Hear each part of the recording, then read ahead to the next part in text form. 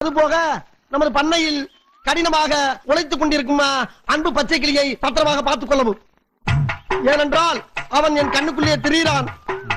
அதுபோக அவன் மாடு மேய்க்கும் போது அவனை வெயிலில் நடக்க விடாமல் அவனுக்கு ஒரு புல்லட்டு வாங்கி கொடுத்து, பேண்ட் செட்டும் வாங்கி கொடுத்து, ஒரு தொப்பியும் வாங்கி கொடுத்து அவன் போட்டுக்காரியா அவனை அவனை அழகு பார்க்குமாறு மிக தாழ்மையுடன் கேட்டுக்கொள்கிறேன். அதுபோக அவனை கயிற்று கட்டில் போட்டு வெளியில் படுக்க விடாமல் ஒரு பஞ்சுமத்தை வாங்கி கொடுத்து அவனுக்கு ரூம்பு போட்டு ஏசி போட்டு தருமாறு கேட்டுக்கொள்கிறேன். இவ்வளவும் போக ஒரு முக்கிய குறிப்பு, நமது குடும்பத்துக்காக கடினமாக உழைத்துக் கொண்டிருக்கும் அந்த ஒப்பற்ற ஜீவனை நாம் பத்திரமாக பார்த்துக் கொள்ள வேண்டும். அப்பொழுதுதான் நாம் எல்லோரும் பத்திரமாக இருக்க முடியும். மொத்தமா 4 வருடம் இருக்கு. 4 வருடம் ஆனா கூட்டத்தில் எழுதியிருக்காரு அவரு. கூட்டெழுத்தா? அதுடா கூட்டெழுத்து.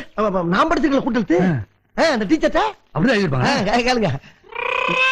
என்ன அப்படி பாக்குறீங்க? என் மேல சந்தேகமா உங்களுக்கு? தம்பி இவ்வளவு விஷயம் எழுதிருக்கான்.